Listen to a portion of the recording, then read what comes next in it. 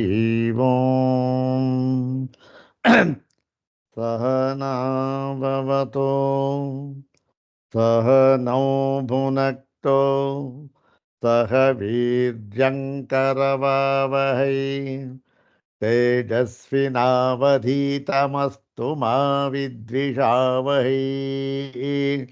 ओम शांति शांति शांति। ओम नारायणं पद्मभुवं वसिष्ठं व्यासं च तत्पुत्रपराशरं च व्यासं शुकं गौडपदं महान्तं गोविन्दयोगीन्द्रमथस्य शिष्यं श्रीशङ्कराचार्यमथस्य पद्मपादं च हस्तामलकं च शिष्यं तं तोटकं वार्तिककारमन्यान् अस्मद्गुरून् सन्ततमानतोऽस्मि। शङ्करं शङ्कराचार्यं केशवं बादरायणं सूत्रभाष्यकृतौ वन्दे भगवन्तौ पुनः पुनः। सूत्रभाष्यप्रणेतारौ वेदान्ताब्जप्रभाकरौ वन्दे परस्परात्मानौ बादरायणशङ्करौ। श्रुतिस्मृतिपुराणानाम् आलयं करुणालयं नमामि भगवत्पादं शङ्करं लोकशङ्करं। नमामि भगवत्पादशङ्करं लोकशङ्करं। वन्दे तं सच्चिदानन्दं यतिवर्यं महामतिं वेदवेदान्तसारज्ञं तद्गुरुं प्रणतोऽस्म्यहम्। सदाशिवसमारम्भां शङ्कराचार्यमध्यमाम् अस्मदाचार्यपर्यन्तां वन्दे गुरुपरम्पराम्।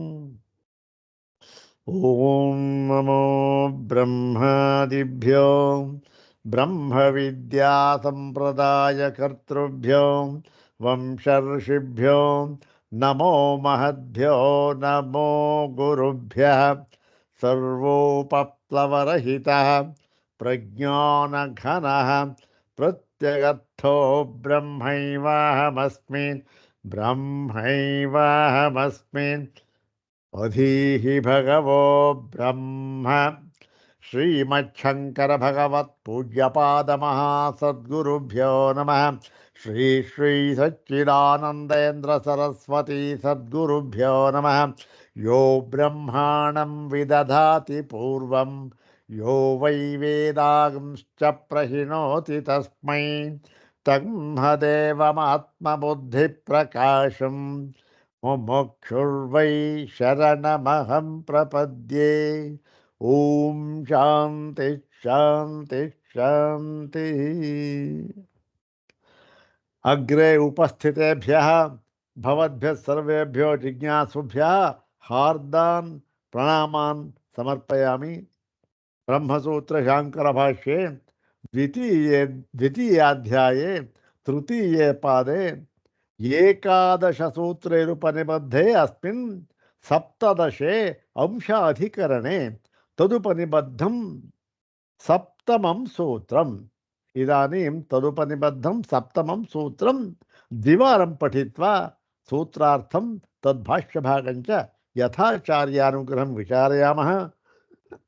इदं सूत्रं पादादितः नवचत्वारिंशं सूत्रम्।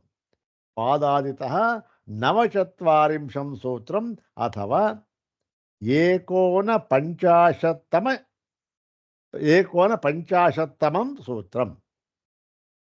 सर्वाग्रे शङ्करभगवत्पूज्यपादानां प्रशस्तिश्लोकमेकं पठित्वा तेषां पादारविन्दयोः शिरसा प्रणिपत्य अनुग्रहं च प्राप्य प्रकृतं नवचत्वारिंशम् एकोनपञ्चाशत्तमं सूत्रं तद्भाष्यभागं च यथाचार्यानुग्रहं विचारयामः। सर्वाग्रे श्रीमच्छंकर भगवत्पूज्यपादानां प्रशस्ति श्लोकमेकं द्विवारं पठामः। ॐ विज्ञानाम्बुधिचन्द्राय सुज्ञाननिधये नमः। अज्ञानध्वान्तसूर्याय शङ्करार्याय धीमते।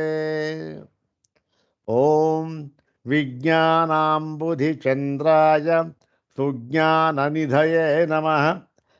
अज्ञानध्वान्तसूर्याय ಶಂಕರಾರ್ಯಾಯ ಧೀಮತೆ.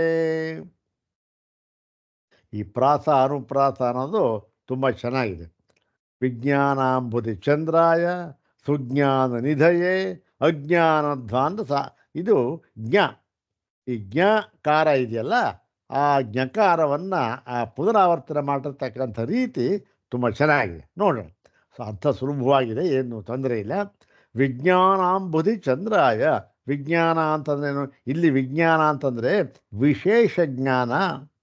ಯಾವುದು ವಿಶೇಷ ಜ್ಞಾನ ಅಂತಂದರೆ, ನಾವು ಯಾವ ಸಾಮಾನ್ಯ ರೂಪದಿಂದ ಈ ಲೌಕಿಕ ಜ್ಞಾನವನ್ನು ನಾವು ಏನು ಪಡೆದಿದ್ದೇವೆಯೋ ಅದಕ್ಕಿಂತ ಭಿನ್ನವಾದದ್ದು, ಅದಕ್ಕೆ ವ್ಯತಿರಿಕ್ತವಾದದ್ದು. ನಿಜವಾಗಿ ನೋಡಬೇಕಾದ್ರೆ ಅಂದರೆ ಎಲ್ಲ ಜ್ಞಾನಕ್ಕೂ ವ್ಯತಿರಿಕ್ತವಾದಂಥದ್ದು. ಯಾಕೆ? ಇದು ಪರಬ್ರಹ್ಮನಿಗೆ ಸಂಬಂಧಪಟ್ಟಂತಹ ಒಂದು ಜ್ಞಾನ. ಮತ್ತೆ ಪರಬ್ರಹ್ಮ ಅಂದರೆ ಬೇರೆ ಯಾರೋ ಅಲ್ಲ, ನಮ್ಮ ಸ್ವರೂಪಕ್ಕೆ ಸಂಬಂಧಪಟ್ಟಂತಹ ಜ್ಞಾನ. ನೋಡಿ, ನಮ್ಮ ಸ್ವರೂಪಕ್ಕೆ ಸಂಬಂಧಪಟ್ಟಂತಹ ಜ್ಞಾನದಲ್ಲೇ ನಮಗೆ ಸರಿಯಾದ ಜ್ಞಾನ, ಸಮ್ಯಜ್ಞಾನ ಅಂತಕ್ಕಂಥದ್ದು ಇಲ್ಲ. ಬೇರೆ ಎಲ್ಲದರಲ್ಲೂ ಚೆನ್ನಾಗಿರೋ ಜ್ಞಾನ ಇದೆ ನಮಗೆ.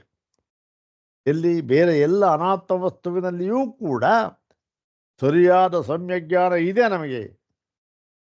ಆದರೆ ನಮ್ಮ ಸ್ವರೂಪದ ಬಗ್ಗೆ ನಮಗೆ ಇರತಕ್ಕಂಥ ಜ್ಞಾನ ಸರಿ ಇಲ್ಲ, ತಪ್ಪು ತಿಳುವಳಿಕೆ ಅದು. ಅದಕ್ಕೆ ವಿರುದ್ಧವಾಗಿರ್ತಕ್ಕಂಥದ್ದು ವಿಜ್ಞಾನ.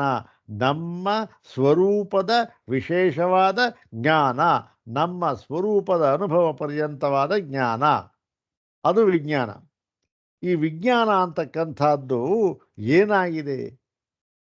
ಇದು ಸಮುದ್ರ, ದೊಡ್ಡ ಸಾಗರ. ವಿಜ್ಞಾನಾಂಬುಧಿ, ವಿಜ್ಞಾನವೆಂಬ ಮಹಾಸಮುದ್ರ, ಮಹಾಸಾಗರ. ಇದಕ್ಕೆ ಚಂದ್ರಾಯ ಅಂದರೆ ಚಂದ್ರನಂತಿರುವ. ಯಾಕೆ? ಚಂದ್ರ ಪೂರ್ಣವಾಗಿ 16 ಕಲೆಗಳಿಂದಲೂ ಕೂಡ ತುಂಬಿದ್ದಾಗ ಆ ಒಂದು ಸಮುದ್ರ, ಸಾಗರ ಅಂತಕ್ಕಂಥದ್ದು ಏನು? ಪೂರ್ಣವಾದ ಒಂದು ಉತ್ಕರ್ಷದಲ್ಲಿ ಇರುತ್ತೆ. ಏನು ಅಲೆಗಳು ಜೋರಾಗಿ ಬರ್ತವೆ, ಪೂರ್ಣವಾದ ಉತ್ಕರ್ಷ ತಮಸ್ಥಿತಿಯಲ್ಲಿರುತ್ತೆ. ಹಾಗೆ ವಿಜ್ಞಾನಾಂಬುಧಿ, ಆ ವಿಶೇಷ ಸ್ವರೂಪ ಜ್ಞಾನ ಅಂತ ಇದೆಯಲ್ಲ, ಪರಮಾರ್ಥ ಜ್ಞಾನ, ಅಂತಹ ಸಮುದ್ರಕ್ಕೆ ಚಂದ್ರನಂತಿರುವ ಮತ್ತು ಸುಜ್ಞಾನ ನಿಧಯೇ ನಮಃ. ಮತ್ತು ಆ ಒಂದು ಪರಮಾರ್ಥ ಜ್ಞಾನ ಇದೆಯಲ್ಲ, ಆ ಜ್ಞಾನದ ನಿಧಿಯಾಗಿರತಕ್ಕಂತಹ, ಇರಲಿ ಬಿಡಿ, ವಿಜ್ಞಾನಾಂಬುಧಿ ಚಂದ್ರ ಆಯಿತು, ಸುಜ್ಞಾನ ನಿಧಿ ಆಯಿತು, ನಮಗೇನಾದ ಪ್ರಯೋಜನ ಆಯಿತು ಅಂತಂದರೆ ಅಜ್ಞಾನಧ್ವಾಂತ ಸೂರ್ಯಾಯ.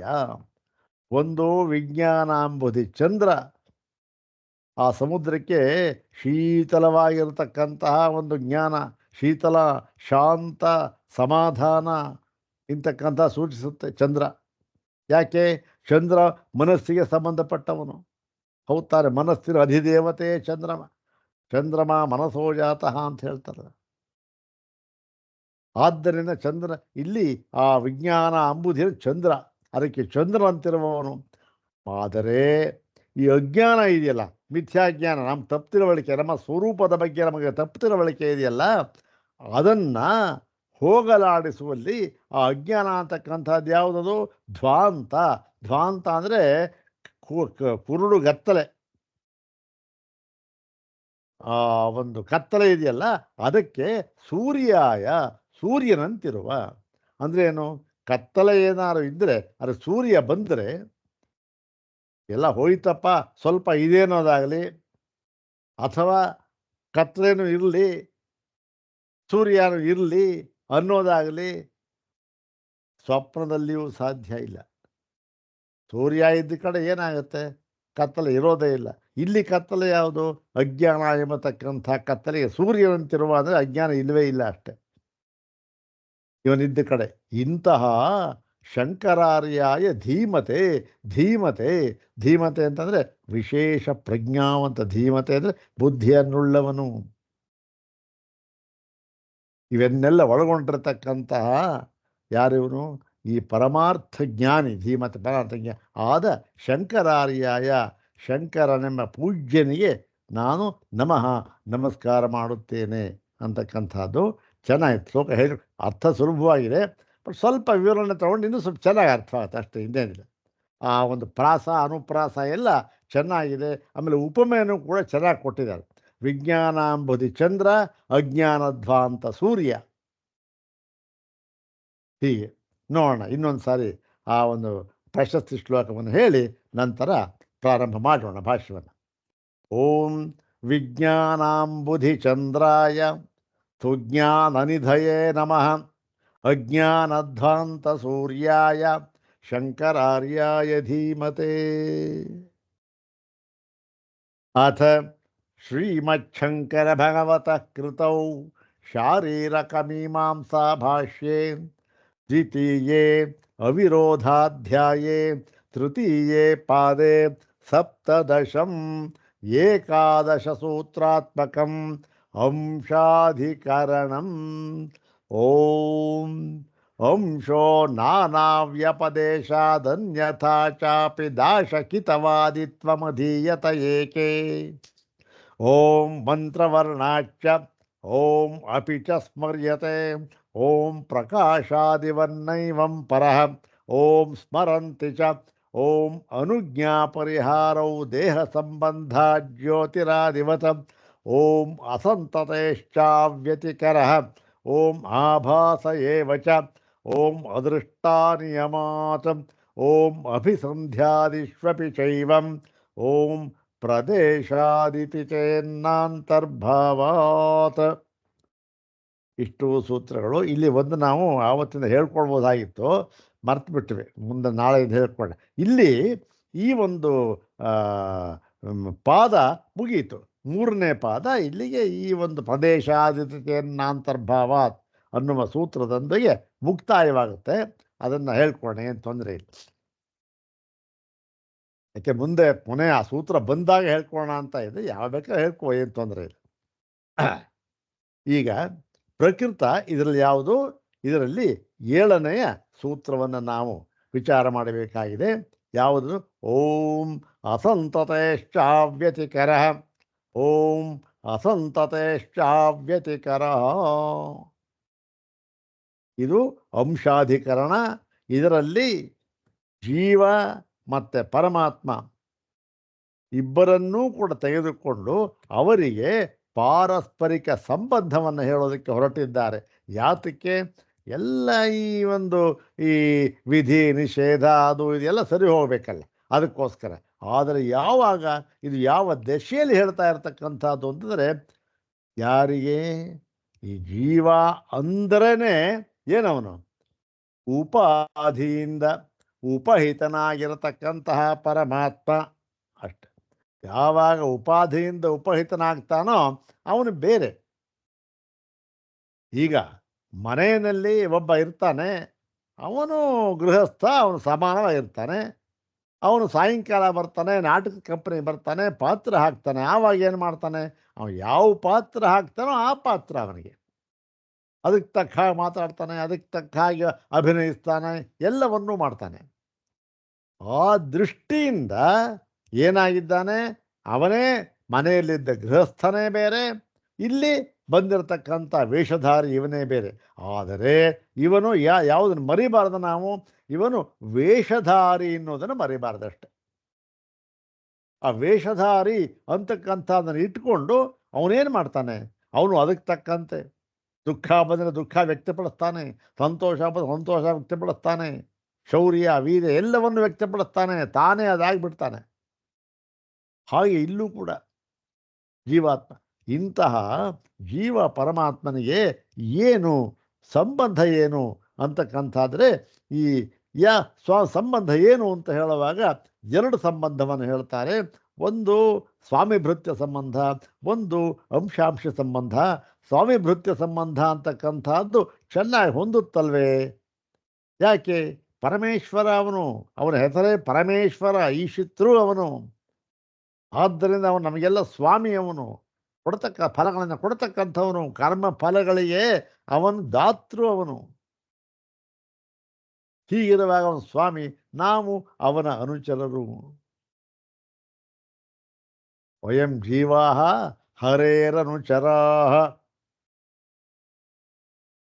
ಹೀಗೆ ಈ ಒಂದು ಸ್ವಾಮಿ ಭೃತ್ಯ ಸಂಬಂಧ ಹೊಂದೋದಿಲ್ವೇ?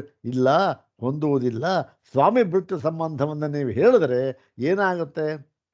ಸ್ವರೂಪದಲ್ಲಿಯೂ ಕೂಡ ಸ್ವಾಮಿಗೂ ಮತ್ತು ಭೃತ್ಯನಿಗೂ ಏನು ಹೇಳ್ದಂಗಾಗುತ್ತೆ? ಭಿನ್ನ ಭಿನ್ನ ಮತವನ್ನು ಹೇಳ್ದಂಗೆ ಆಗ್ಬಿಡುತ್ತೆ. ಯಾವಾಗ? ಸ್ವಾಮಿ ಭೃತ್ಯ. ಯಾಕೆ? ರಾಜನೇ ಬೇರೆ, ಅವನ ಸ್ವರೂಪ ಬೇರೆ, ಸೇವಕನೇ ಬೇರೆ. ಎಲ್ಲಾದರೂ ಕೂಡ ರಾಜ ಸೇವಕ ಆಗೋಕ್ಕಾಗತ್ತಾ? ಆಗೋದಿಲ್ಲ. ಅಂಶಿ ಭಾವವನ್ನು ಹೇಳಬೇಕು ಅಂಥೇಳಿ. ಯಾಕೆ ಅಂತಂದರೆ ಆತ್ಮೈಕತ್ವವನ್ನು ಸಾಧಿಸುವುದಕ್ಕೋಸ್ಕರ ಎಲ್ಲ ವೇದಾಂತಗಳು ಹೊರಟಿವೆ. ಆತ್ಮೈಕತ್ವವನ್ನು ಸಾಧನೆ ಮಾಡಬೇಕಾದರೆ ಅಂಶಾಂಶ ಭಾವವನ್ನೇ ಹೇಳಬೇಕಾಗತ್ತೆ ಅಂತ ಹೇಳಿ, ಆ ಅಂಶಾಂಶ ಭಾವವನ್ನು ಹೇಳಿದ್ರೆ ಏನೇನು ತೊಂದರೆ ಬರುತ್ತೆ ಅಂತ ಹೇಳಿ, ಒಂದು ವಿಧಿ ನಿಷೇಧಗಳು ಹೊಂದೋದಿಲ್ವಲ್ಲ ಅಂತಂದರು. ಆ ವಿಧಿ ನಿಷೇಧವನ್ನು ಹೊಂದೋದಿಲ್ಲ ಅಂತಂದರೆ ಇಲ್ಲ, ಆಗಬಹುದು. ಯಾಕೆ? ಹೇಗೆ ವೇಷಧಾರಿಯಾದವನಿಗೆ ಅವನಿಗೆ ಎಲ್ಲ ವೇಷಕ್ಕೆ ತಕ್ಕಂತೆ ಎಲ್ಲ ಧರ್ಮಗಳು ಹೊಂದುತ್ತವೆಯೋ ಹಾಗೆ ಇವನು ಯಾರಿವನು? ಇವನು ಉಪಾಧ್ಯುಪಹಿತನಾದವನು ಅಷ್ಟೇ. ಈ ಉಪಾಧ್ಯುಪಹಿತನಾಗಿರುವುದರಿಂದ ಇವನಿಗೆ ಅನುಜ್ಞೆ ಉಂಟು, ಪರಿಹಾರ ಉಂಟು, ವಿಧಿ ಉಂಟು, ನಿಷೇಧ ಉಂಟು. ಏನು ಇದರಲ್ಲಿ ಏನು ಸಂದೇಹ ಪಡಬೇಕಾದ್ದಿಲ್ಲ. ಇದರಲ್ಲಿ ಏನೂ ಒಂದು ವಿರೋಧವಾಗೋದಿಲ್ಲ ಅಂತ ಹೇಳಿ, ಈ ಒಂದು ಈ ಈ ಅನುಜ್ಞಾ, ಪರಿಹಾರ, ವಿಧಿ, ನಿಷೇಧ ಅಂತ ಎಲ್ಲ ಏನಿದೆ ಅವೆಲ್ಲ ಏನು ದೇಹ ಸಂಬಂಧ. ಅದು ದೇಹಕ್ಕೆ ಸಂಬಂಧಪಟ್ಟಿದ್ದೇ ಹೊರತು ಆತ್ಮನಿಗೆ ಸಂಬಂಧಪಟ್ಟಿದ್ದಲ್ಲ ಅಂತ ಹೇಳಿದರು. ಆದ್ದರಿಂದ ಏನು ಅಂಶಾಂಶಿ ಭಾವ ಆಗ್ಬೋದು, ಏನು ತೊಂದರೆ ಇಲ್ಲ. ಅನುಜ್ಞಾ ಪರಿಹಾರಗಳು, ವಿಧಿ ನಿಷೇಧಗಳು ಕೂಡ ಆಗಬಹುದು ಅಂತ ಹೇಳಿದರು. ಇಷ್ಟೆಲ್ಲ ಕೇಳಿಕೊಂಡ ಪೂರ್ವಪಕ್ಷಿ ಹೀಗೆ ಹೇಳ್ತಾ ಇದ್ದಾನೆ ಈ ಒಂದು ಸೂತ್ರದಲ್ಲಿ. ಏನು? ಅದೇ ಇದು. ಓಂ ಅಸಂತತೇಶ್ಚಾವ್ಯತಿಕರ, ಓಂ ಅಸಂತತೇಶ್ಚಾವ್ಯತಿಕರ, ಅಸಂತತೆ ಚ ಅವ್ಯತಿಕರ ಇತಿ ತ್ರಿಪದಾತ್ಮಕಮಿದಂ ಸೂತ್ರಂ. ಇದನ್ವಯ ನೋಡೋಣ. ಅಸಂತತೆ ಅಂದರೆ ಅಸಂತತೆ ಇರುವುದರಿಂದ ಅಂತ. ಯಾರಿಗೆ ಏನು ಸಂಬಂಧ ಅದನ್ನು ಸೇರಿಸ್ಕೊಳ್ಬೇಕು. ಕರ್ತೃಭೋಕ್ತೃರೂಪಸ್ಯ ಜೀವಾತ್ಮನಃ ಶರೀರ ಸಂಬಂಧಸ್ಯ ಅಸಂತತೆ ಅಂತ. ಅಸಂತತೆ ಅಂದರೆ ಇಷ್ಟು. ಅಸಂತತೆ ಅಂತಂದರೆ ಏನು ಅಂದರೆ ಸಂತತಿ ಅಂತಂದರೆ ಕಂಟಿನ್ಯೂಟಿ ಅಂತಕ್ಕಂಥ ಸಂತತಿ ಅಂತಕ್ಕಂಥದ್ದು. ಅಸಂತತಿ ಅಂದರೆ ಏನು? ಆ ಕಂಟಿನ್ಯೂಟಿ ಇಲ್ಲದೆ ಇರತಕ್ಕಂಥದ್ದು, ಬ್ರೇಕ್ ಅಂತಾರಲ್ಲ ಹಾಗೆ. ಅದಕ್ಕೇನು? ವಿಚ್ಛಿತ್ತಿ. ಹೀಗೆ ನೈರಂತರ್ಯ ಅಂತ ಹೇಳ್ಬೋದು. ನೈರಂತರ್ಯವಿಲ್ಲದೆ ಇರುವುದರಿಂದ, ನೈರಂತರ್ಯ ಅಂದ್ರೇನು? ಯಾವಾಗಲೂ ಕೂಡ ಸದಾ ಸರ್ವದಾ ಏನಾಗಿದೆ? ಅಸಂತತೆ ಇಲ್ಲದೆ ಇರುವುದರಿಂದ ಏನು ಅಂತಂದರೆ ಈ ಶರೀರ ಸಂಬಂಧಸ್ಯ, ಈ ಶರೀರದ ಸಂಬಂಧ ಯಾವಾಗಲೂ ಕೂಡ ಏನು ನಿರಂತರವಾಗಿ ಆತ್ಮನಿಗೆ ಜೀವಾತ್ಮನಿಗೆ ಶರೀರ ಸಂಬಂಧವು ಇಲ್ಲದೆ ಇರುವುದರಿಂದ, ಇದು ಯಾವಾಗಲೂ ಸಂಬಂಧ ಇರುತ್ತೆ ಅವನಿಗೆ. ಯಾವಾಗಲೂ ಕೂಡ ಉಪಾಧಿಯಿಂದ ಉಪಹಿತನಾಗಿರುತ್ತಾನ. ಯಾವಾಗಲೂ ಕೂಡ ರಾವಣನೇನ ಅವನು. ಅಯ್ಯೋ, ಸಾಯಂಕಾಲ 5 ಗಂಟೆ ಬರ್ತಾನೆ, 10 ಗಂಟೆ ಮನೆ ಹೊರಟೋಗ್ತಾನೆ, ಅಷ್ಟೋವರೆಗೆ ಅವನು ರಾವಣ. ಅದೇ ರೀತಿ ಇಲ್ಲೂ ಕೂಡ ಈ ಶರೀರ ಸಂಬಂಧ ಅಂತ ಇದೆಯಲ್ಲ ಜೀವಾತ್ಮನಿಗೆ, ಅದು ಅಸಂತತೆ, ಅದು ನಿರಂತರವಾಗಿಲ್ಲದಿರುವುದರಿಂದ ಯಾರು ಜೀವಾತ್ಮ ಯಾರು? ಅವನು ಕರ್ತೃಭೋಕ್ತೃರೂಪನಾಗುತ್ತೆ. ಅವನು ಕೂಡ ಉಪಾಧ್ಯುಪಹಿತ. ಹೌದು ತಾನೆ? ಹೀಗೆ ಕರ್ತೃಭೋಕ್ ಕರ್ತೃಭೋಕ್ತೃರೂಪಸ್ಯ ಜೀವಾತ್ಮನಃ ಶರೀರ ಸಂಬಂಧಸ್ಯ ಅಸಂತತೆ. ಅಸಂತತೆ ಅಂದರೆ ಇಷ್ಟರ್ಥ. ಕರ್ತೃವು ಭೋಕ್ತೃವು ಆಗಿರುವ ಜೀವಾತ್ಮನಿಗೆ ಶರೀರದ ಸಂಬಂಧವು ನಿರಂತರವಾಗಿ ಇಲ್ಲದಿರುವುದರಿಂದ ಏನಾಯಿತು? ಅಸಂತತೆ ಆಯ್ತಾಯಿತು. ಅವ್ಯತಿಕರ ಅಂದರೆ ಇದರ ಒಂದು ಸಾಂಕರ್ಯ ಅಂತಕ್ಕಂಥದ್ದು ಇಲ್ಲ, ಸೇರುವಿಕೆ ಅಂತಕ್ಕಂಥದ್ದು ಇಲ್ಲ, ಇದರದ್ದು ಬೆರೆಯುತ್ತೆ ಅಂತಕ್ಕಂಥದ್ದು ಇಲ್ಲ. ಯಾವುದು ಬೆರೆಯೋದು ಅಂದರೆ ಕರ್ಮಫಲಯೋ ಅವ್ಯತಿಕರ ಸ್ಯಾತ್ ಆಗ್ಬೋದು. ಅದನ್ನೇನಾಯಿತು? ಕರ್ತೃಭೋಕ್ತೃರೂಪಸ್ಯ ಜೀವಾತ್ಮನಃ ಶರೀರ ಸಂಬಂಧಸ್ಯ ಅಸಂತತೆ ಕರ್ಮಫಲಯೋ ಅವ್ಯತಿಕರ ಸ್ಯಾತ್. ಅವ್ಯತಿಕರ ಅಂದ್ರೇನು? ಬೆರೆಯದೇ ಇರುವುದು. ಈ ವ್ಯತಿಕರ ಅಂತಂದರೆ ಬೇರೆ ಒಂದಕ್ಕೊಂದು ಸಂಕರ ಅಂತ, ಅವ್ಯತಿಕರ ಸಾಂಕರ್ಯ. ಆದ್ದರಿಂದ ಶರೀರದ ಸಂಬಂಧ ನಿರಂತರವಾಗಿಲ್ಲ, ಆದ್ದರಿಂದ ಕರ್ಮಫಲ ಏನು ಬೆರೆಯೋದಿಲ್ಲ, ಕರ್ಮಫಲಕ್ಕೂ ಅವನಿಗೂ ಸಂಬಂಧ ಇಲ್ಲ. ಅದು ಈ ಸೂತ್ರ ಇದು. ಇಲ್ಲಿ ಪೂರ್ವಪಕ್ಷಿ ಒಂದು ಆಕ್ಷೇಪಣೆ ಹಾಕ್ತಾನೆ, ಅದಕ್ಕೆ ಉತ್ತರ ಕೊಡ್ತಾ ಇದ್ದಾರೆ. ನೋಡೋಣ ಏನು. ನಾನು 167ನೇ ಭಾಷ್ಯ ಭಾಗ. ಸ್ಯಾತಾಂ ನಾಮ ಅನುಜ್ಞಾ ಪರಿಹಾರೌ ಏಕಸ್ಯಾಪಿ ಆತ್ಮನಃ ದೇಹ ವಿಶೇಷ ಯೋಗ. ಇಲ್ಲಿ ಹಿಂದೆ ಏನು ಹೇಳಿದ್ರು ನೋಡಿ ಸ್ವಾಮಿ, ಅನುಜ್ಞಾ ಪರಿಹಾರ ವಿಧಿ ನಿಷೇಧ ಅಂತ ಏನಿದೆ ಅದು ಆಗ್ಬಹುದು, ಹೊಂದುತ್ತಲ್ಲ. ಅಂಶಾಂಶಿ ಭಾವ ಇಟ್ಕೊಂಡ್ರೂ ಕೂಡ ಹೊಂದುತ್ತಲ್ಲ. ಏನು ಅಂಶಾಂಶಿ ಭಾವ? ಇವನ ಅಂಶಿ ಅಷ್ಟೇ. ನಿಜವಾಗಿ ನೋಡಿದೆ ಏನಾಗಿದೆ, ಇವು ಒಂದೇನೆ, ಇದು ಅಂಶ ಅಷ್ಟೇ ಅಂತ ಹೇಳಿದ್ರಲ್ಲ. ಹೀಗೆ ಪರಮಾತ್ಮ ಒಬ್ಬನೇ ಇದ್ದಾನೆ ಅಂತ ಒಪ್ಪಿಕೊಂಡರೂ ಕೂಡ ಏನಾಗುತ್ತೆ, ಅವನಿಗೆ ಅನುಜ್ಞಾ ಪರಿಹಾರ ಹೊಂದುತ್ತೆ. ಯಾಕೆ? ದೇಹ, ಈ ಅನುಜ್ಞಾ ಪರಿಹಾರ ಅಂತಕ್ಕಂಥದ್ದು ದೇಹಕ್ಕೆ ಸಂಬಂಧಪಟ್ಟಿದ್ದಾಗಿರುವುದರಿಂದ ಅವನಿಗೇನು ಸಂಬಂಧ ಇಲ್ಲ, ದೇಹಕ್ಕೆ ಸಂಬಂಧಪಟ್ಟಿದ್ದು ಹೊಂದುತ್ತೆ ವಿಧಿ ನಿಷೇಧಗಳು. ಅಂದರೆ ಆಗಲಿ ಸ್ವಾಮಿ, ಅದೇನು ಆಗಲಿ ಒಪ್ಕೊಳ್ಳೋಣ. ಆದರೆ ಎಂದ ಇಲ್ಲಿ ಅಸಂತತೇಶ್ಚ ವ್ಯತಿಕರ ಅಂತಂದರೆ ಈ ತೂ ಅಂತಕ್ಕಂಥದ್ದು ಪೂರ್ವ ಪಕ್ಷಕ್ಕೆ ಕೂಡ ಸೇರಿಸ್ಕೊಳ್ಬೋದು. ಆದರೆ ಏನಾದರೆ ಅಂತಂದರೆ ಯಸ್ತ್ವಯಂ ಕರ್ಮ ಫಲ ಸಂಬಂಧ ಸಚ ಐಕಾತ್ಮ್ಯಾಭ್ಯುಪಗಮೆ ವ್ಯತಿಕೀರ್ಯೇತ ಸ್ವಾಮ್ಯೇಕತ್ವಾತಿಥಿ ಚೇತ್. ನೋಡಿ ಸ್ವಾಮಿ, ಅನುಜ್ಞಾ ಪರಿಹಾರಗಳು ವಿಧಿ ನಿಷೇಧಗಳು ಹೇಗಾದರೂ ಹೊಂದುತ್ತೆ ಅಂತಂದರೆ ಆಯಿತು, ಅನುಜ್ಞಾ ಪರಿಹಾರ ಹೊಂದಬಹುದಾಗಿದೆ ಅಂದರೆ ಏನು, ಪರಮಾತ್ಮ ಒಬ್ಬನೇ ಏಕತ್ವ ಇದ್ದರೂ ಕೂಡ ಆಯಿತು, ಬಿಡಿ ಸ್ವಾಮಿ, ಆಯಿತು, ಪರವಾಗಿಲ್ಲ. ಆದರೆ ಈ ಒಂದು ಕರ್ಮ ಫಲ ಸಂಬಂಧ ಅಂದರೆ ಏನು, ಕರ್ಮದ ಸಂಬಂಧವಾಗಲಿ ಫಲ ಸಂಬಂಧವಾಗಲಿ ಎರಡು ಬೇರೆ ಬೇರೆ. ಕರ್ಮದ ಸಂಬಂಧ, ಫಲದ ಸಂಬಂಧ ಇದು ಇದ್ದೇ ಇರಬೇಕು, ಇದು ಹೋಗೋದಿಲ್ಲ ಅಂದ್ಬಿಟ್ಟ. ಯಾಕೆ? ಅನುಜ್ಞಾ ಪರಿಹಾರ ಅದಕ್ಕೆ ಹೇಳಿದ್ರು ಆಗ್ಬೋದು ಅಂತ. ಆಯ್ತು ಸ್ವಾಮಿ, ನಿಮ್ಮ ಯುಕ್ತಿ ಸರಿಯಾಗಿದೆ, ಒಪ್ಕೊಳ್ಳೋಣ. ಯಾಕೆ? ದೇಹ ಸಂಬಂಧವಾಗಿದೆ. ಆದರೆ ಈ ಒಂದು ಕರ್ಮ ಸಂಬಂಧ ಮತ್ತು ಫಲ ಸಂಬಂಧ ಅಂತಕ್ಕಂಥದ್ದನ್ನು ನೀವು ತೆಗೆದು ಹಾಕುವುದಕ್ಕಾಗುವುದಿಲ್ಲ, ಅದಿದ್ದೇ ಇರುತ್ತೆ ಅಂದ್ಬಿಟ್ಟ. ಅದಕ್ಕೆ ಉತ್ತರ ಹೇಳ್ತಾ ಇದ್ದಾರೆ ನೋಡಿ, ನೈತ ದೇವಂ. ನೋಡಪ್ಪ, ಈ ತರಹ ಇಲ್ಲ, ನೀನು ತಿಳ್ಕೊಂಡಿರೋ ಹಾಗೆ ಇಲ್ಲ. ಯಾತಕ್ಕೆ ಅಂತಂದರೆ ಅಸಂತತೆ. ಅಸಂತತೆ ಅಂತಕ್ಕಂಥ ಮಾತು ಏನು ಹೇಳಿದ್ವಿ ನಾವು? ಅಸಂತತೆ ಅಂದರೆ ಕರ್ತೃಭೋಕ್ತೃರೂಪಸ್ಯ ಜೀವಾತ್ಮನಃ ಶರೀರ ಸಂಬಂಧಸ್ಯ ಅಸಂತತೆ.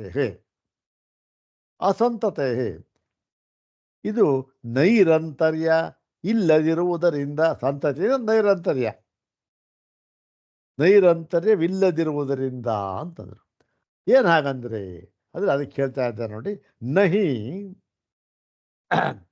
ಕರ್ತು ಭೋಕ್ತುಶ್ಚ ಆತ್ಮನಃ ಸಂತತಃ ಸರ್ವೈಃ ಶರೀರೈಃ ಸಂಬಂಧಃ ಅಸ್ತಿ. ಈ ಕರ್ತೃವು ಭೋಕ್ತೃವು ಆಗಿರತಕ್ಕಂತಹ ಆತ್ಮನಿಗೆ ಇವನು ಯಾರಿವನು? ಉಪಾಧಿಯಿಂದ ಉಪಹಿತನಾಗಿರ್ತಕ್ಕಂಥವನಿವನು. ಆಗ್ತಾನೆ ಇವನಿಗೆ ಕರ್ತೃತ್ವ ಭೋಕ್ತೃತ್ವ ಬರೋದು. ಯಾವ ಉಪಾಧಿಯಿಂದಲೂ ಉಪಹಿತನಾಗಿಲ್ಲದೆ ಕೇವಲವಾಗಿದ್ದಾಗ ಕೇವಲ ಅವನಿಗೆ ಯಾವ ಕರ್ತೃ ಸಂಬಂಧ ಯಾವುದೇ ಏನೂ ಇಲ್ಲ. ಅಂದ್ರೇನು? ಉಪಾಧಿಯಿಂದ ಉಪಹಿತನಾಗಿರ್ತಕ್ಕಂಥವನು ಮಾತ್ರ. ಅವನಿಗೆ, ಇಂಥ ಆತ್ಮನಿಗೆ ಸಂತತಃ ಅಂದರೆ ಯಾವಾಗಲೂ ಕೂಡ ಸದಾ ಸರ್ವದಾ ನಿರಂತರವಾಗಿ ಸರ್ವೈಃ ಶರೀರೈಃ ಸಂಬಂಧ ಅಸ್ತಿ. ಅಂದರೆ ಎಲ್ಲ ಶರೀರಗಳ ಸಂಬಂಧ ಅಂತಕ್ಕಂಥದ್ದು ಏನಿದೆ ಅದು ಇಲ್ಲ ಅವನಿಗೆ. ಇದ್ದಾಗ ಏನಾಗುತ್ತೆ? ಕರ್ತೃತ್ವ ಇರುತ್ತೆ, ಭೋಕ್ತೃತ್ವ ಇರುತ್ತೆ, ಅನುಜ್ಞಾ ಇರುತ್ತೆ, ಪರಿಹಾರ ಇರುತ್ತೆ, ವಿಧಿ ಇರುತ್ತೆ, ನಿಷೇಧ ಇರುತ್ತೆ, ಪ್ರತಿಯೊಂದು ಇರುತ್ತೆ. ಪಾಪ ಪುಣ್ಯ ಎಲ್ಲ ಇರುತ್ತೆ, ಕರ್ಮ ಇರುತ್ತೆ, ಕರ್ಮ ಫಲ ಇರುತ್ತೆ, ಎಲ್ಲ ಇರುತ್ತೆ. ಆದರೆ ಈ ಒಂದು ಉಪಾಧಿ ಅಂತಕ್ಕಂಥದ್ದು ಅವ್ರಿಗೆ ಯಾವಾಗಲೂ ಇರೋದಿಲ್ಲ. ಮತ್ತೆ ಈ ಜೀವ ಯಾರವನು ಅಂದರೆ ಉಪಾಧಿ ತಂತ್ರೋ ಹಿ ಜೀವ ಇತ್ಯುಕ್ತಂ. ಉಪಾಧಿ ತಂತ್ರ. ತಂತ್ರ ಅಂತಂದ್ರೆ ಏನು? ಅಧೀನ ಅಂತ ಅರ್ಥ. ಅಂದ್ರೇನು? ಈ ಜೀವ ಏನು ಗೊತ್ತಿರಲಿ, ಅವನು ಉಪಾಧಿಗೆ ಅಧೀನನಾಗಿರ್ತಕ್ಕಂಥವನು ಅಷ್ಟೆ. ಯಾವ ಉಪಾಧಿ ಇದೆಯೋ ಅದಕ್ಕಷ್ಟೆ. ರಾವಣ ಉಪಾಧಿ ಆದಾಗ ರಾವಣ ಆಗ್ತಾನೆ, ರಾಮ ಉಪಾಧಿ ಆದಾಗ ರಾಮ ಆಗ್ತಾನೆ, ಇನ್ನೊಂದು ಆಗ್ತಾನೆ. ಹಾಗೆ ಉಪಾಧಿಗೆ ಸಂಬಂಧ, ಉಪಾಧಿಗೆ ಆ ಒಂದು ತಂತ್ರ ಅಧೀನನಾಗಿರ್ತಕ್ಕಂಥವನು ಜೀವ ಅಂತ ನಾವು ಎಷ್ಟೋ ಸರಿ ಹಿಂದೆ ಹೇಳಿದ್ದೇವೆ. ಆದ್ದರಿಂದ ಏನು? ಉಪಾಧ್ಯಸಂತಾನಾಚ ನಾಸ್ತಿ ಜೀವಸಂತಾನ. ಉಪಾಧ್ಯಸಂತಾನಾಚ. ಇಲ್ಲಿ ಉಪಾಧಿ ಅಂತಂದ್ರೆ ಏನು ತಗೊಳ್ಬೇಕಿಲ್ಲಿ? ಉಪಾಧಿ ಯಾವುದು? ಉಪಾಧಿ ಅಂತಂದ್ರೆ ಇಲ್ಲಿ ಬುದ್ಧಿ. ಹಿಂದೆ ಅದು ಹೇಳಿದ್ದಲ್ಲ, ತದ್ಗುಣಸಾರತ್ವ. ಅದರಲ್ಲಿ ತದ್ಗುಣಸಾರತ್ವಾತ್ ತದ್ವ್ಯಪದೇಶ ಪ್ರಾಗ್ಯವತ್. ತದ್ಗುಣಸಾರತ್ವಾತ್ ಅಂದ್ರೇನು? ಬುದ್ಧಿ ಗುಣಸಾರತ್ವಾತ್. ಅಲ್ಲಿ ನಾವು ನೋಡಿದ್ದೇವೆ ಅದು. ಹೀಗೆ ಈ ಬುದ್ಧಿಯಿಂದ ಉಪಹಿತನಾಗಿರ್ತಕ್ಕಂಥ, ಬುದ್ಧಿ ಎಂಬ ಉಪಾಧಿಯಿಂದ ಉಪಹಿತನಾಗಿರ್ತಕ್ಕಂತಹ ಇವನಿದಲ್ಲ, ಅವನಿಗೆ ಈ ಉಪಾಧಿ ಬುದ್ಧಿ ಅಂತಕ್ಕಂಥದ್ದು ಅಸಂತಾನಾಚ ಅಂದರೆ ಏನು? ಯಾವಾಗಲೂ ಇವನಿಗೆ ಅದರೊಳಗೆ ಸಂಬಂಧ ಅಂತಕ್ಕಂಥದ್ದು ಇಲ್ಲ. ಆದ್ದರಿಂದ ನಾಸ್ತಿ ಜೀವ ಸಂತಾನ. ಇವನಿಗೆ ಈ ಜೀವ ಯಾವಾಗಲೂ ಕೂಡ ಜೀವಭಾವ ಅಂತಕ್ಕಂಥದ್ದು ಏನೂ ಇರೋದಿಲ್ಲ. ಉಪಾಧಿಯಿಂದ, ಬುದ್ಧಿ ಎಂಬ ಉಪಾಧಿಯಿಂದ ಉಪಹಿತನಾಗದೇ ಇರತಕ್ಕಂಥದ್ದು ಉಂಟು. ಯಾವಾಗ? ಯಾವಾಗ ಅಂದರೆ ನಮ್ಮ ಈ ಯಾವುದರಲ್ಲಿ? ಈ ಸುಷುಪ್ತ ಸ್ವರೂಪದಲ್ಲಿ. ಮತ್ತು ಇನ್ನು ಕೆಲವನ್ನು ಹೇಳ್ತಾರೆ, ಮೂರ್ಛೆ ಅಂತಾರೆ, ಮದ ಅಂತಾರೆ, ಇದೆಲ್ಲ ಇದೆ. ಇಂಥ ಕಡೆ ಏನಾಗುತ್ತೆ? ಆ ಬುದ್ಧಿ ಇರೋದಿಲ್ಲ. ಏನ್ರಿ ಬುದ್ಧಿ ಇರೋಲ್ಲ ಕಂಡ್ರೆ ಏನೋ ಪಾಪ ಇದೆ, ಏನೂ ಇಲ್ಲ, ಯಾವ ಚೇಷ್ಟೆನೂ ಕೂಡ ಇಲ್ಲ ಅಂತಾರೆ. ಸೊ ಹೀಗೆ ಯಾವಾಗಲೂ ಕೂಡ ಇಲ್ಲ. ಯಾವಾಗಲೂ ಕೂಡ ಇಲ್ಲ ಅಂತಂದ ತಕ್ಷಣ ಏನಾಯಿತು? ಅವನ ಸ್ವರೂಪ ಅಲ್ಲ ಅಂತಾಯಿತು. ಒಂದು ವೇಳೆ ಸ್ವರೂಪ ಆಗಿಬಿಟ್ಟಿದ್ದರೆ, ಜೀವತ್ವ ಅಂತಕ್ಕಂಥದ್ದೇ ಆ ಸ್ವರೂಪ ಅಂತಾಗಿಬಿಟ್ಟಿದ್ದರೆ ಆಗ ಯಾವಾಗಲೂ ಕೂಡ ಹೋಗಬಾರದಾಗಿತ್ತು. ಹೌದು ತಾನೆ? ಹಾಗೇನಿಲ್ಲ. ಆದ್ದರಿಂದ ತತಶ್ಚ ಕರ್ಮ ವ್ಯತಿಕರ ಫಲ ವ್ಯತಿಕರೋ ವಾ ನ ಭವಿಷ್ಯತಿ. ಹೀಗೆ ಈ ಬುದ್ಧಿಪಾಧಿ ಅಂತಕ್ಕಂಥದ್ದು, ಬುದ್ಧಿ ಎಂಬ ಉಪಾಧಿ ಅಂತಕ್ಕಂಥದ್ದು ನಿರಂತರವಾಗಿ ಎಲ್ಲ ಕಾಲದಲ್ಲಿಯೂ ಕೂಡ ಇವನಿಗೆ, ಜೀವನಿಗೆ ಇಲ್ಲದೇ ಇರುವುದರಿಂದ ಏನಾಗುತ್ತೆ? ಕರ್ಮದ ಸಂಬಂಧವಾಗಲಿ, ಫಲದ ಸಂಬಂಧವಾಗಲಿ, ಅದರೊಡನೆ ಬೆರೆಯುವುದಾಗಲಿ ಇವನಿಗೆ ಇಲ್ಲ, ಉಂಟಾಗುವುದಿಲ್ಲ. ಯಾಕೆ? ಇದೆಲ್ಲ ಯಾರಿಗಾಗೋದು? ಉಪಹಿತನಾಗಿರ್ತಕ್ಕಂಥವನಿಗೆ ಮಾತ್ರ ಆಗ್ತಕ್ಕಂಥದ್ದು. ಉಪಾಧಿಯಿಂದ ಉಪಹಿತನಾಗಿರ್ತಕ್ಕಂಥವನು. ಆ ಉಪಾಧಿ ಅಂತ ಅನ್ನೋದಕ್ಕೆ ನೈರಂತರ್ಯ ಇಲ್ಲವೇ ಇಲ್ಲ. ಯಾವಾಗ ಉಪಾಧಿಯಿಂದ ಉಪಹಿತನಾಗಿರ್ತಾನೋ ಆವಾಗಿರ್ಬೋದು, ಇಲ್ಲ ಬೇರೆ ಕಡೆ ಇಲ್ಲ. ಹಾಗಾಗಿ ಇದರ ಸಂಬಂಧ ಯಾವಾಗಲೂ ಇರುತ್ತೆ.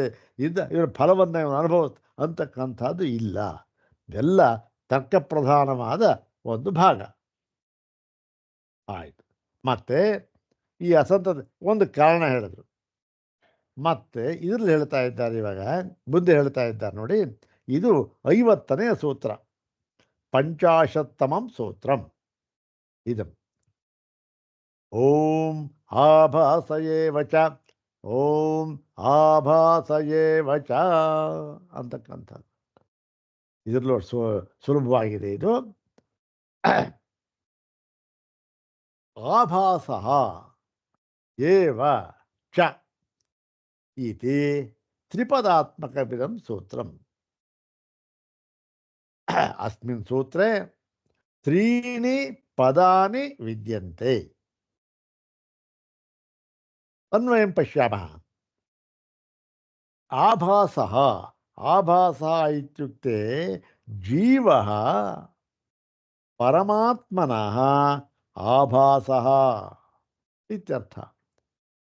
ಜೀವಃ ಪರಮಾತ್ಮನಃ ಆಭಾಸ ಏವ, ಏವ ಇತಿ ಅವಧಾರಣಾರ್ಥಂ. ಚ ಸಮುಚ್ಚಯಾರ್ಥಂ. ಚ ಸಮುಚ್ಚಯಾರ್ಥೇನ ಪ್ರಯುಕ್ತಃ, ಏವ ಅವಧಾರಣಾರ್ಥೇನ ಪ್ರಯುಕ್ತಃ.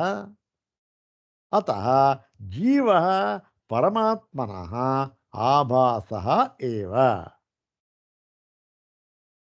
ಅಂದ್ರೇನು? ಜೀವನು ಪರಮಾತ್ಮನ ಆಭಾಸವೇ ಆಗಿದ್ದಾನೆ. ಆಭಾಸ ಅಂತಂದ್ರೆ ಏನು? ಆಭಾಸ ಅಂತಂದರೆ ಯಾವುದಾದ್ರೂ ತೋರ್ತಾ ಇರ್ತಕ್ಕಂಥದ್ದಷ್ಟೆ.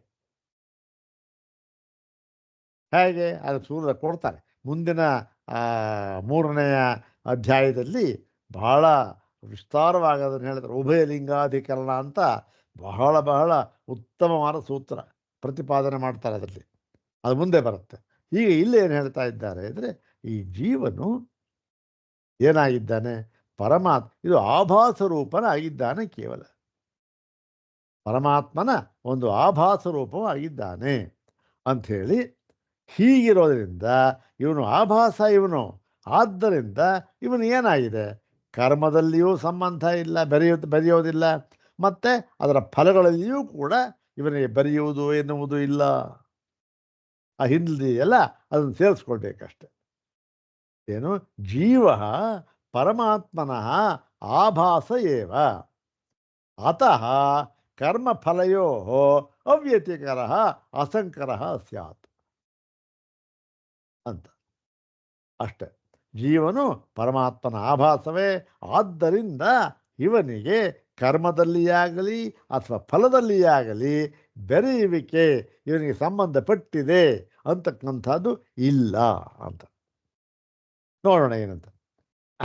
ಆಭಾಸ ಏವ ಚ ಏಷ ಜೀವ ಪರಸ್ಯ ಆತ್ಮನಃ ಜಲಸೂರ್ಯಕಾದಿವತು ಪ್ರತಿಪತ್ತವ್ಯ. ಈ ಜೀವನನ್ನ ಏನಂತ ತಿಳ್ಕೊಳ್ಬೇಕು? ಪರಮಾತ್ಮನ ಒಂದು ಆಭಾಸ ಮಾತ್ರ ರೂಪವಾಗಿದ್ದಾನೆ, ಆಭಾಸ ರೂಪ ಮಾತ್ರವಾಗಿದ್ದಾನೆ ಅಂತ ಹೇಳಿ. ಹೇಗೆ ಅಂದರೆ ಜಲಸೂರ್ಯಕಾದಿವತ್. ಅದೇ ಒಂದು ತಟ್ಟೆ ನೀರಿಟ್ಟಿರ್ತಾರೆ, ಸೂರ್ಯ ಕಾಣುತ್ತೆ, ಇವೆಲ್ಲ ಗೊತ್ತಿರತಕ್ಕಂಥ ವಿಚಾರ. ಆ ಸೂರ್ಯ ಏನಾಗಿರುತ್ತೆ?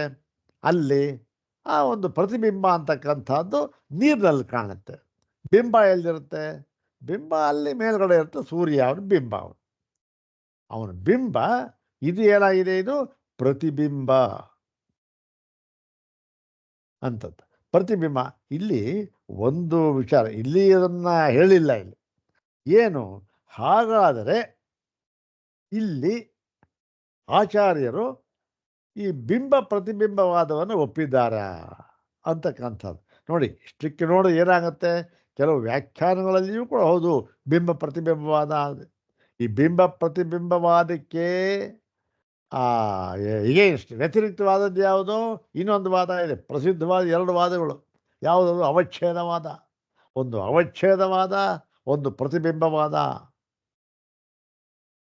ಇಲ್ಲಿ ಪ್ರತಿಬಿಂಬವಾದವನ್ನು ಹೇಳಿದ್ದಾರೆ ಅಂತ ಭಾಸವಾಗುತ್ತೆ. ಆದರೆ ಇದೇನಿದು ಇವೆಲ್ಲ ಏನಾಗಿದೆ ಇವತ್ತೆ ಪ್ರಾಸಂಗಿಕ ಸಿದ್ಧಾಂತ ಅಷ್ಟೆ. ಜೀವನು ಹೇಗಿದ್ದಾನೆ? ಈ ಒಂದು ತಟ್ಟೆಯ ನೀರಿನಲ್ಲಿ ಕಾಣುವ ಪ್ರತಿಬಿಂಬದಂತೆ ಇದ್ದಾನೆ. ಪ್ರತಿಬಿಂಬ ಕಾಣುತ್ತೆ. ಅಂದರೆ ಇದು ಬಿಂಬ ಪ್ರತಿಬಿಂಬವಾದವನ್ನು ಒಪ್ಕೊಂಡ್ರಲ್ಲ, ಅದು ಒಂದೇನೆ. ಬಿಂಬ ಮತ್ತು ಪ್ರತಿಬಿಂಬ ಎರಡು ಬೇರೆ ಅಂತ ಹೇಳೋದಕ್ಕಾಗೋದಿಲ್ಲ. ಕೇವಲ ಉಪಾರಿ ಸಂಬಂಧದಿಂದ ತಟ್ಟೆ ನೀರಿತ್ತು, ಅದರ ಸಂಬಂಧದಿಂದ ಉಪಾರಿ ಸಂಬಂಧದಿಂದ ತೋರ್ತಾ ಇದ್ದಾನಷ್ಟೇ. ಓ ಸರಿಯಲ್ಲ ಅಂತ ತೋರುತ್ತೆ.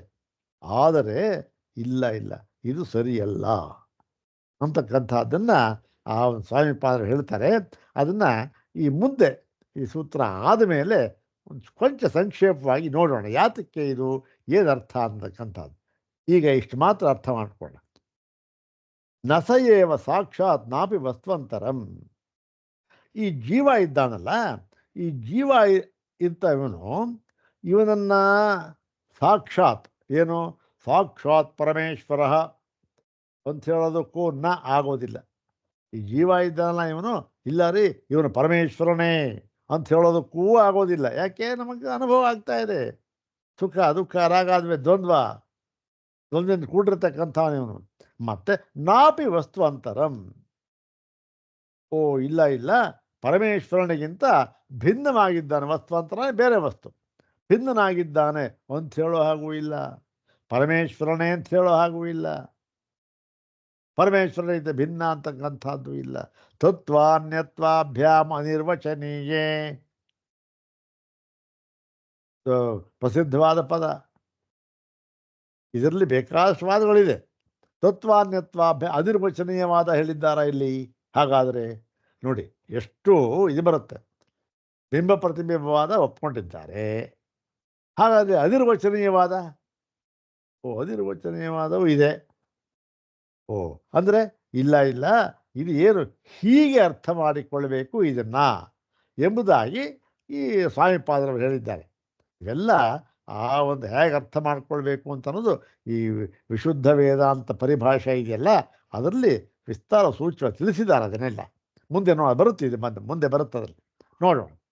ಏನು ಒಂದೇ ಆಗಲಿ ಬೇರೆ ಅಂತ ಹೇಳೋದಕ್ಕೆ ಸಾಧ್ಯವಿಲ್ಲ. ಅತಶ್ಚ ಯಥಾ ನೈಕಸ್ಮಿನ್ ಜಲಸೂರ್ಯಕ್ಕೆ ಕಂಪಮಾನೇ ಜಲಸೂರ್ಯಕಾಂತರಂ ಕಂಪತೆ. ಆದ್ದರಿಂದ ಏನಾಗುತ್ತೆ, ಇವಾಗ ತಟ್ಟೆ ಬೇಕಾದಷ್ಟು ಒಂದು 6 ತಟ್ಟೆ ನೀರಿಟ್ಟಿದ್ದಾರೆ ಅಂತ ಹೇಳ್ಕೊಳ್ಳಿ. 6, 10, 5 ಎಷ್ಟೋ ಒಂದು ನೀರಿಟ್ಟಿದ್ರೆ ಏನಾಗುತ್ತೆ, 6 ತಟ್ಟೆನೂ ಸೂರ್ಯ ಪ್ರತಿಬಿಂಬ ಕಾಣುತ್ತೆ. ಸೂರ್ಯ ಪ್ರತಿಬಿಂಬ ಕಂಡ್ರೆ ಏನಾಗುತ್ತೆ, ಒಂದು ತಟ್ಟೆನಲ್ಲಿ ಸ್ವಲ್ಪ ಕಡ್ಡಿ ಹಾಕೋ ಏನೋ ಮಾಡಿ ಅಲ್ಲಾಡಿಸ್ತಾ ನೀರನ್ನ. ಅಲ್ಲಾಡಿಸಿ ಏನಾಗುತ್ತೆ, ಆ ತಟ್ಟೆಯಲ್ಲಿ ಇರತಕ್ಕಂತಹ ಸೂರ್ಯ ಪ್ರತಿಬಿಂಬನಿಗೆ ಮಾತ್ರ ವಿಕಾರವಾಗುತ್ತೆ ಅಷ್ಟೇ ಹೊರತು ಬೇರೆ ತಟ್ಟೆಯಲ್ಲಿ ಇರತಕ್ಕಂತಹ ಸೂರ್ಯ ಪ್ರತಿಬಿಂಬಕ್ಕೆ ಯಾವ ವಿಕಾರವೂ ಆಗುವುದಿಲ್ಲ. ಇದು ಬಹಳ ಮುಖ್ಯವಾದ ಒಂದು ಅಂಶ. ಇದು ಒಂದು ಆ ಜಲಸೂರ್ಯ ಇದ್ದಾನಲ್ಲ, ಪ್ರತಿಬಿಂಬ, ಅವನು ಆ ಒಂದು ಅವನ ತಟ್ಟೆ ಇರತಕ್ಕಂಥ ಜಲ ಕಂಪಮಾನೆ, ಅದು ಅಲುಗಾಡಿದ್ರೆ ಇನ್ನೊಂದು ಜಲಸೂರ್ಯ ಏನಾಗುತ್ತೆ, ಅವನಿಗೇನೂ ಆಗೋದಿಲ್ಲ. ಪಕ್ಕದ ತಟ್ಟೆದಿರತಕ್ಕಂಥವ್ನು ಹಾಗೆ ಇರ್ತಾನೆ, ನಿಶ್ಚಲವಾಗಿರ್ತಾನೆ. ಈ ತಟ್ಟೆಯಲ್ಲಿ ಏನೋ ಬಿತ್ತೋ, ಕಲ್ಲೋ ಪಲ್ಲ ಬಿತ್ತೋ, ಸ್ವಲ್ಪ ಅಲುಗ್ತು ನೀರು, ಸೂರ್ಯ ಅಲುಗಾಡೋಕ್ಕೆ ಶುರು ಮಾಡಿದ. ಆ ತಟ್ಟೆದಿರತಕ್ಕಂಥದ್ದು ಅದು ಹಾಗೆ ಇದೆ, ಏನೂ ಇಲ್ಲ. ಹಾಗೆ ಏವಂ ನೈಕಸ್ಮಿನ್ ಜೀವೇ ಕರ್ಮಫಲ ಸಂಬಂಧಿನಿ ಜೀವಾಂತರಸ ಸಂಬಂಧ. ಹೀಗಿರುವಾಗ ಇದೇ ರೀತಿ ಒಬ್ಬ ಜೀವನಿಗೆ ಅವನು ಏನೋ ಕರ್ಮಫಲ ಸಂಬಂಧ ಆಯಿತು, ಅವನೇನೋ ಅನುಭವಿಸ್ತಾ, ಸುಖಾನೋ ದುಃಖಾನೋ ಏನೋ ಅನುಭವಿಸ್ತಾ. ಅವನು ಅನುಭವಿಸಿದ ಮಾತ್ರಕ್ಕೆ ಜೀವಾಂತರಸ್ಯ ತತ್ಸಂಬಂಧ, ಅಂದರೆ ಬೇರೆ ಜೀವರುಗಳಿಗೂ ಕೂಡ ಈ ಒಂದು ಜೀವ ಅನುಭವಿಸಿರ್ತಾರಲ್ಲ ಅದರ ಸಂಬಂಧ ಎಲ್ಲಷ್ಟು ಇರೋದಿಲ್ಲ. ಈ ತಟ್ಟೆದಿರತಕ್ಕಂಥ ಸೂರ್ಯ ಅಲುಗಾಡದ ವಿಕಾರವಾಯಿತು, ಆದರೆ ಬೇರೆ ತಟ್ಟೆಯಲ್ಲಿ ಇನ್ನೂ 5 ತಟ್ಟೆ ಸೂರ್ಯ ಇದ್ದಾನೆ, ಅವನಿಗೇನಾಯಿತು, ಆ ಪ್ರತಿಬಿಂಬಕ್ಕೆ ಏನೂ ಆಗಲಿಲ್ಲ. ಹಾಗೆ ಇಲ್ಲುವುದಕ್ಕೆ ಉಪಮಾನ ಕೊಟ್ಟಿರ್ತಕ್ಕಂಥದ್ದು. ಏವಮಪಿ ಅವ್ಯತಿಕರ ಏವ ಕರ್ಮಫಲಯೋ. ಈ ರೀತಿ ಅವ್ಯತಿಕರ ಒಂದಕ್ಕೊಂದು ಸಂಬಂಧ ಅಂತಕ್ಕಂಥದ್ದು ಏನಪ್ಪ, ಎಲ್ಲ ಜೀವಗಳು ಅಂಶಾಂಶ ಭಾವವನ್ನು ಒಪ್ಪಿಟ್ರೆ ಏನಾಗುತ್ತೆ, ಒಬ್ಬ ಆಯಿತು. ಒಬ್ಬ ಅಂದರೆ ಅಯ್ಯಯ್ಯೋ ಎಲ್ಲರ ಜೀವನ ದುಃಖ ಅದು ನಮಗೆ ಬಂದ್ಬಿಡ್ತು ಅಂತಕ್ಕಂಥದ್ದು ಆ ಒಂದು ವಾದ ಇದೆಯಲ್ಲ, ಅದು ಸರಿ ಇಲ್ಲ. ಕರ್ಮಕ್ಕೂ ಸಂಬಂಧ ಇಲ್ಲ, ಫಲಕ್ಕೂ ಸಂಬಂಧ ಇಲ್ಲ. ಆ ತಟ್ಟೆದಿರತಕ್ಕಂಥ ಸೂರ್ಯ ಪ್ರತಿಬಿಂಬಕ್ಕೆ ಮಾತ್ರ ಸಂಬಂಧ, ಅದು ಅಷ್ಟೇ ಆ ವಿಕಾರ ಅಂತಕ್ಕಂಥದ್ದು ಅಂಥೇಳಿ ಮುಂದೆ ಹೇಳ್ತಾರೆ. ಆಭಾಸಸ್ಯ ಚ ಅವಿದ್ಯಾಕೃತತ್ವಾತ್ ತದಾಶ್ರಯಸ್ಯ ಸಂಸಾರಸ್ಯ ಅವಿದ್ಯಾಕೃತತ್ವೋಪಪತ್ತಿ ಇತಿ. ಮತ್ತೆ ಇನ್ನೊಂದು ಅಂಶ ಹೇಳ್ತಾರೆ. ಆಭಾಸ ಇದೆಯಲ್ಲ, ಇದು ತೋರ್ತಾ ಇರ್ತಕ್ಕಂಥದ್ದು, ಇದು ಅವಿದ್ಯಾಕೃತತ್ವಾತ್. ಅಂದ್ರೇನು, ಆ ಸೂರ್ಯ ತೋರ್ತಾ ಇದ್ದಾನೆ, ಅವನು ಅಲ್ಲಿ ಏನಾಗಿದೆ, ಅಲ್ಲಿ ಉಪಾಧಿಕೃತ ಅವನು, ಹೌದ್ ತಾನೆ. ಹಾಗಾಗಿ ಆ ಒಂದು ಅಲ್ಲಿ ತಟ್ಟೆ ಇರತಕ್ಕಂಥ ತಟ್ಟೆಯಲ್ಲಿ ಆಶ್ರಯವನ್ನು ಪಡೆದಿರತಕ್ಕಂಥ ಸೂರ್ಯನಿಗೆ ಆ ವಿಕಾರ ಎಲ್ಲ ಆಗುತ್ತೆ, ಆ ಅಲುಗಾಡೋದು ಎಲ್ಲ ಆಗುತ್ತೆ. ಯಾಕೆ, ತಟ್ಟೆ ಎಂಬ ನೀರು, ತಟ್ಟೆ ಇರತಕ್ಕಂಥ ನೀರಿದೆಯಲ್ಲ, ಆ ನೀರಿನಿಂದ ಕೂಡಿದಾನವನು, ಉಪಾಧಿ ಅಂತಕ್ಕ ನೀರಿನ ಪ್ರತಿಬಿಂಬ ಅವನು. ಹಾಗೆ ಅವಿದ್ಯಾ ಎಲ್ಲವೂ ಕೂಡ ಈ ಒಂದು ಆಭಾಸ ಅಂತ ಇದೆಯಲ್ಲ, ತೋರ್ತಾ ಇರ್ತಕ್ಕಂಥದ್ದು, ಅದು ಅವಿದ್ಯೆ ಅಂತ ತೋರ್ತಾ ಇದೆ. ಸರಿಯಾದ ಜ್ಞಾನ ಇಲ್ಲ, ತೋರ್ತಾ ಇದೆ. ಆದ್ದರಿಂದ ತದಾಶ್ರಯ ಸಂಸಾರಸ್ಯ, ಅಂದರೆ ಆ ಅವಿದ್ಯೆಯನ್ನು ಆಶ್ರಯಿಸಿರತಕ್ಕಂತಹ ಸಂಸಾರ ಇದೆಯಲ್ಲ, ಅದಕ್ಕೂ ಕೂಡ ಅದು ಕೂಡ ಅವಿದ್ಯೆಯಿಂದ ಮಾಡಲ್ಪಟ್ಟಿದೆ. ಮತ್ತು ಅದರ ಎಲ್ಲ ಒಂದು ಫಲಗಳು ಪರಿಣಾಮಗಳು ಕೂಡ ಅದಕ್ಕಾಗತ್ತೆ, ಒಪ್ಕೋಬೋದು. ಯಾಕೆ, ಎಲ್ಲ ಅವಿದ್ಯಾಕೃತ. ತದ್ಯುದಾಸೇನ ಚ ಪಾರಮಾರ್ಥಿಕಸ್ಯ ಬ್ರಹ್ಮಾತ್ಮ ಭಾವಸ್ಯ ಉಪದೇಶ ಉಪಪತ್ತಿ. ಆದ್ದರಿಂದ ಈ ಒಂದು ತದ್ಯುದಾಸೇನ ಅಂದರೆ ಏನು, ಅದನ್ನು ತಳ್ಳಿ ಹಾಕಿ ಏನು, ಉಪಾಧಿಯಿಂದ ಉಪೇತನಾಗಿರ್ತಕ್ಕಂಥ ಮಾತ್ರ ಇದು, ಸ್ವಯಂ ಪರಮಾತ್ಮನ ಯಾವ ಸಂಬಂಧವೂ ಇಲ್ಲ ಅಂಥೇಳಿ ಆ ಉಪಾಧಿ ಸಂಬಂಧವನ್ನು ತಳ್ಳಿ ಹಾಕಿ ಪಾರಮಾರ್ಥಿಕಸ್ಯ ಅಂದರೆ ಪರಮಾರ್ಥವಾಗಿರತಕ್ಕಂತಹ ಬ್ರಹ್ಮಾತ್ಮ ಭಾವ ಇದೆಯಲ್ಲ, ಆತ್ಮೇಕತ್ವ ಭಾವ, ಅದಕ್ಕೆ ಆ ಆತ್ಮೇಕತ್ವ ಭಾವವನ್ನು ಶ್ರುತಿಯಲ್ಲಿ ಏನು ಹೇಳಿ ಉಪದೇಶ ಮಾಡಿದ್ದಾರೆ. ಅದು ಹಿಂದೆ ಉದಾಹರಣೆ ಕೊಟ್ಟಿದ್ರಲ್ಲ. ಆದ್ದರಿಂದ ಏನಾಗುತ್ತೆ, ಈ ನಮ್ಮ ಆ ಉಪದೇಶ ಹೇಳಿರೋದು ಹೊಂದುತ್ತೆ. ಹೇಗೆ ಹೊಂದುತ್ತೆ, ಅವಿದ್ಯಾಕೃತ ಇವೆಲ್ಲ, ಅದರಿಂದ ಏನು ಬೇಕಾದ್ರೂ ಹೇಳ್ಬೋದು. ಇದಕ್ಕೆ ಅದು ತೆಗೆದು ಹಾಕ್ಬಿಟ್ರೆ ಏನೂ ಇಲ್ಲ ಅಂತ ಹೇಳಿ ಈ ಒಂದು ಯಾವುದಿದು ಈ ಅಸಂತತೆ ಶ್ರಾವ್ಯತಿಕರಹ ಅಂದ್ಬಿಟ್ಟು ಆಭಾಸ ಏವಚ ಅಂತಕ್ಕಂಥ ಎರಡು ಸೂತ್ರ ಹೇಳಿದ್ದಾರೆ. ಇನ್ನು ಮುಂದಿನದು ಒಂದು ಚರ್ಚೆ ಇದು. ಅಂದರೆ ಈ ಕರ್ಮಫಲ, ಕರ್ಮದ ಸಾಂಕರ್ಯ ಮತ್ತು ಫಲ ಸಾಂಕರ್ಯ ಸಂಬಂಧ ಸೇರುವಿಕೆ ಅಂತಕ್ಕಂಥದ್ದು ಇಲ್ಲ ಅಂತ ಹೇಳಿದರು. ಎಲ್ಲಿ, ಈ ಉಪನಿಷದ್ವಾದಿಗಳು ಹೇಳಿಲ್ಲ. ಮತ್ತು ಯಾರು ಹೊಂದುತ್ತೆ ಇದು, ಯಾತಕ್ಕೆ ಹೇಳಿ, ಯಾರು ಹೊಂದುತ್ತೆ ಅಂದರೆ ಇವ್ರಿಗೆ ಹೊಂದುತ್ತೆ ಅಷ್ಟೇ, ಇಂಥವ್ರಿಗೆ ಅಂಥೇಳಿ ಅವ್ರನ್ನ ಹೇಳ್ತಾ ಇದ್ದಾರೆ. ಯಾಕೆ, ಅವ್ರಿಗಿಂತ ನಾವು ಭಿನ್ನರಾಗಿದ್ದೇವೆ ಅಂತ ಹೇಳೋಕ್ಕೋಸ್ಕರ. ಅದನ್ನು ಮುಂದಿನ ಭಾಗದಲ್ಲಿ ನೋಡೋಣ. ಓಂ ಶಾಂತಿ ಶಾಂತಿ ಶಾಂತಿ. ಓಂ ತತ್ಸತ್.